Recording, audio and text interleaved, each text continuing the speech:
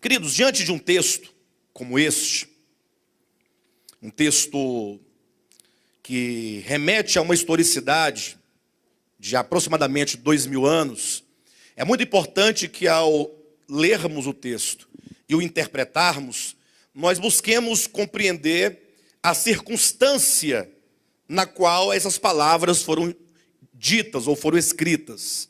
Para quem o apóstolo escreveu, por que ele escreveu, em quais circunstâncias ele escreveu, o que ele tensionava, qual era a intenção do coração quando ele escreveu tais palavras. Os irmãos, imaginem que no primeiro século, foi um século de transição muito grande, porque Cristo havia vindo ao mundo, havia sofrido a sua morte, crucificação, houve a ressurreição, e os apóstolos começaram a pregar o evangelho.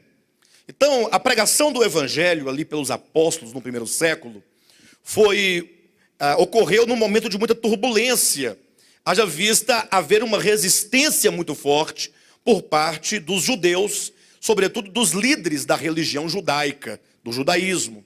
De sorte então que muitos judeus, ou que sejam hebreus, até pelo nome da própria carta aos hebreus, muitos hebreus se converteram ao evangelho.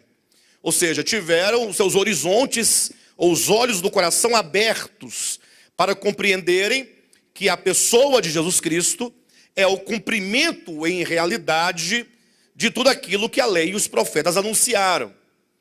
Só que quando esses hebreus se converteram, logo eles estavam envolvidos num período de muita tribulação, de muito sofrimento.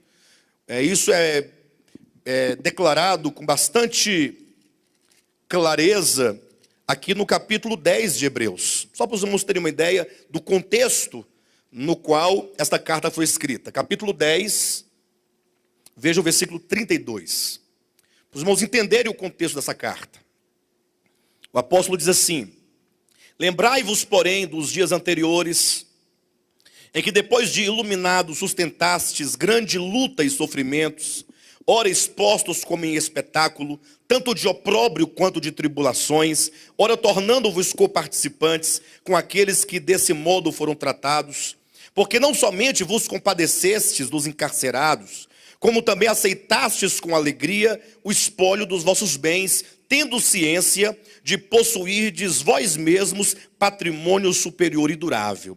Então os irmãos observam que os hebreus convertidos estavam vivendo momentos de tribulação, momentos de perseguição, momentos de angústia.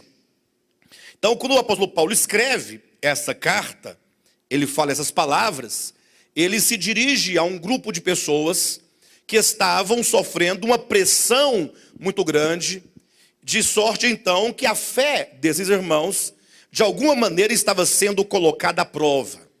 Então, o tema dessa carta é exatamente essa questão, a fé e as provações. Porque esse conjunto, fé e provações, traz a ideia de que uma vez que uma fé é verdadeira, a fé é genuína, é uma fé autêntica, uma fé que foi gerada no coração daquele que creu de fato, essa fé, ela passa pelas provações e as provações não destroem essa fé. Pelo contrário, as provações, elas purificam essa fé e tornam essa fé aprovada. Uma fé, como diz o apóstolo Pedro, é mais preciosa do que o ouro aprovado pelo fogo.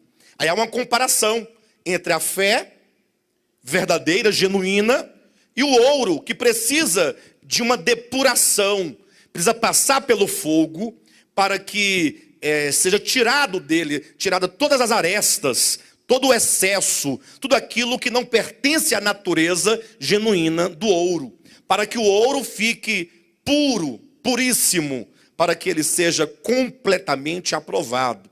Então essa carta, ela se insere num contexto em que a fé dos hebreus convertidos estavam sendo colocada à prova. E essa prova é representada pelo fogo, o fogo da provação.